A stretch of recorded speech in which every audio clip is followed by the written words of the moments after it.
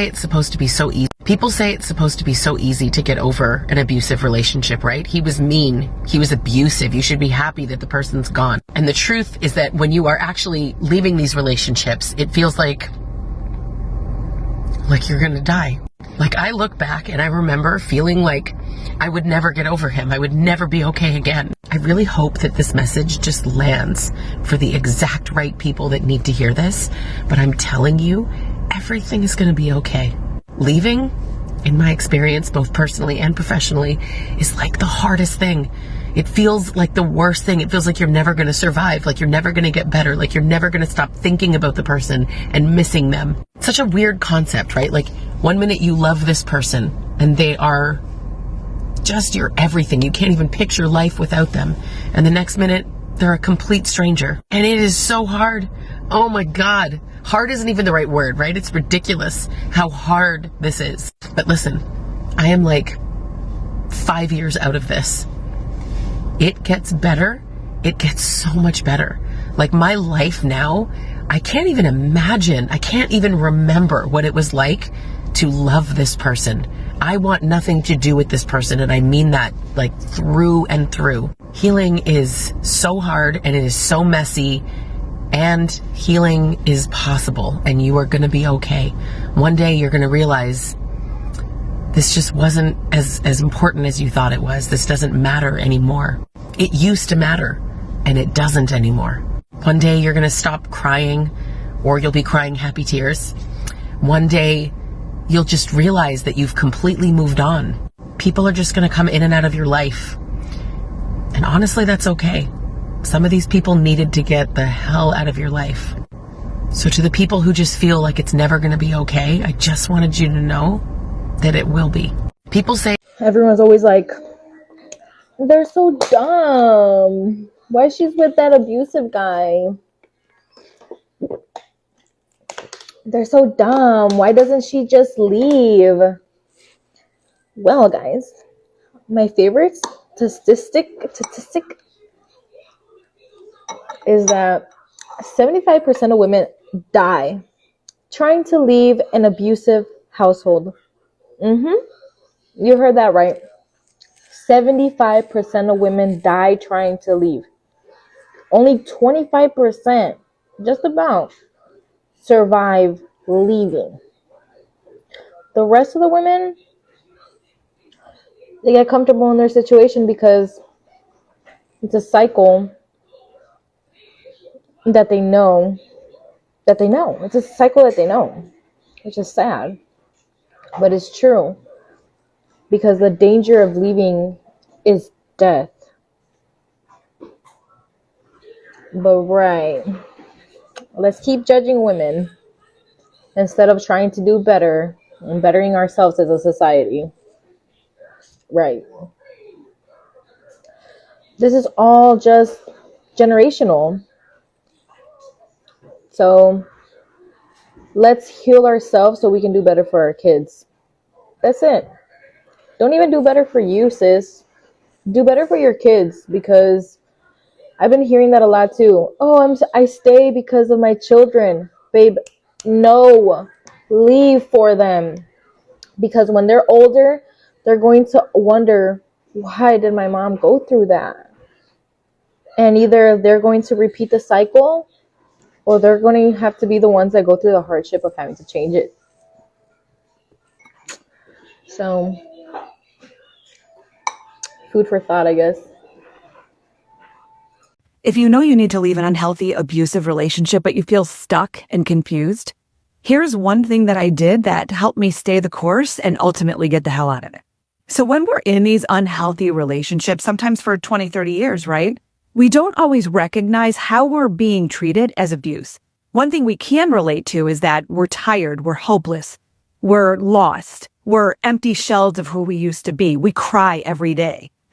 We're in touch with that, but we don't connect it to how we're being treated on a daily basis, because for many of us, it's very familiar, right? We've conditioned ourselves to believe that this is just how it has to be. So in my situation, after several years, I couldn't recognize myself anymore. I was exhausted. And my partner kept encouraging me to journal He wanted me to journal about all the positive things that we've been through in our relationship, right?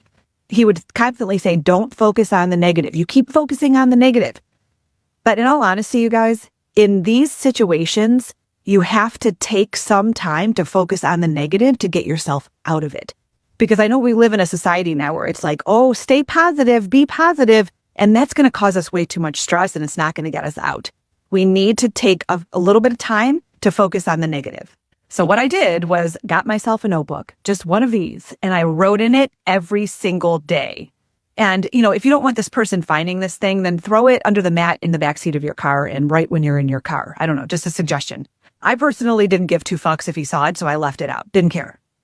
But what I did was I wrote down every way I was mistreated, every way I got lectured, every way that I wasn't allowed to do something that was good for me, every way that he forced me to do something that I did not want to do. I numbered them all and I came up with 53 things over the course of the several years where I was abused. I just started writing and writing and writing. And I read it every single day. Do you guys know that movie from the 90s where the guy woke up every day and he didn't have a memory, so he started writing on his arm to remind himself? That's what we have to do. You have to read these words every single day because every day, and you guys can relate, you wake up and it's like you have amnesia. You forget everything that this person did to you the day before, and you just live the same freaking Groundhog's Day every day. So when you write this stuff down and you get up in the morning, you go, holy shit. Yes, all that stuff happened to me. This is not life. This is not how it should be. You have to remind yourself. Get your notebook and start writing this shit down. Because they will try to, every day they try to pull this bullshit and say, focus on the positive. Let me know what you guys think in the comments. Send it over to someone who needs to hear it. Not the disorder. So that's Bill Maher talking about how Cassie should have left Diddy and all this other stuff, y'all. And honestly, just be truth be told, I used to think that same way. Why don't people just leave? Why don't, if it's so bad, why don't you just leave? That's until I started talking to victims of domestic violence. Men, women, non-binary folks, trans folks, literally. When you start talking to them, you understand their stories and you see that the human mind is both fragile and resilient at the same time. They created the term Stockholm Syndrome for a reason. People tend to bond to their abusers. People tend to bond to the people who are putting them through the worst traumas of their lives. And there seems to be an incident where Cassie actually tried to leave in a hotel and something happened, didn't it? People like Bill Maher have such a simplistic understanding of domestic violence, and they expect people to just up and leave. Like men in the same situation, like men that have been dealing with Diddy are not coming out telling their story right now as well. Women should have the agency to leave. Yeah, but I know people will see this video and just Lee, you're trying to pander and stuff like that. I said male victims of domestic violence as well. There's male victims as well who don't leave toxic relationship dynamics for a different reason. They might be trauma bonded. They might have Stockholm Syndrome to their male or female partner. People get stuck in these situations for different reasons. There could be children involved. And I know Cassie didn't have children, but you got to kind of think of that age and power dynamic. There's grown men out here that said they were scared of Diddy. Diddy's scary as hell. And she was 19 years old. He was in his 30s when they first met. I know that's legal, y'all, but y'all, it is kind of weird, ain't it? She fresh out of high school and he a grown man could have had grandkids. Again, I know it's legal, bro. People will come out here and say, I get that. But the morals, it's, you know what I mean? And victims of domestic violence like Cassie they really do. It's very, very tough to leave. I know I've been emotionally abusive to a few different people. And they should have left me, but they didn't leave me. And I used to justify my behaviors by their presence in the relationship. I'd be like, well, if I'm so bad, why don't they just leave? I must not be that bad, right? Because they're still with me. So I must not be that bad. I would justify it. Not knowing about trauma bonds and things of that nature, right? When I hear things or what Bill Maher just said, it just kind of, it upsets people, right? It's just damn, bro, if it was that easy to leave, people would leave. And sometimes when people leave, when they have the agency to leave, their ex or their partner unalives them. See these family annihilators out here? Like the young lady tried to leave her marriage and then she was found unalived. Her partner found where she was at. Even though she got a restraining order, he unalived her. And Bill Maher would say, well, you know what? She had agency to leave. Some people are just crazy. Some people are just dangerous. Now on to the next topic. He don't really care. Again, y'all, I've spoken with thousands of victims of domestic violence. Oh, male, female, like I'm saying, all genders. Seriously. And it's harder to leave than what people may think it is. I know people just like I said, I used to think like that. I used to like, why don't y'all just leave? That's crazy as hell to stay in that relationship. And then you look at it, you get deeper. The mind, you get bonded to these people. Love and obsession and addiction. Like you get addicted to a person like a damn drug, and it hurts to leave them. Now, you can't imagine your life without this person, and it sucks. It really does suck. It hurts like hell to try to leave somebody that you're bonded to, that you're damn near obsessed with or addicted to. Like you would rather be with this person than be alive. It's crazy how the mind works. Yeah, I talk to people like that all the time, almost every single day for the past 5 years. Seriously. So to just leave, folks, like I said, I used to think that way. Educate yourselves. Like take a deeper dive onto why people stay. Why do people stay in these relationships? Because some of us, when we were growing up, some of our parents and grandparents or our sisters or our brothers, like, damn, you got cheated on 15 times. Why you keep going back? Like they done had 3 babies on you. Why you keep going back? You literally have a black eye and you're missing your front tooth. Why do you keep going back? We didn't understand that. We just thought they were stupid. Like, damn, my cousin's stupid as hell. She keep going back to her ex. Y'all don't see how the mind be working, man. It's mental health is real. And I know people say that all the time.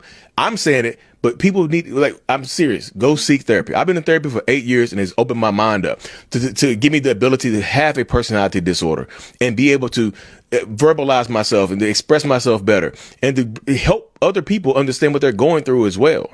So if somebody else tells you to just leave, that person is not on your side, or that person just doesn't understand it, right? So that's why it's so important to get around people to understand what you've been through. Anyways, y'all, somebody sent that to me. Somebody in one of my groups sent it to me. It just made my blood boil, right? I had left my abusive fiance a few weeks ago, and I had been homeless ever since.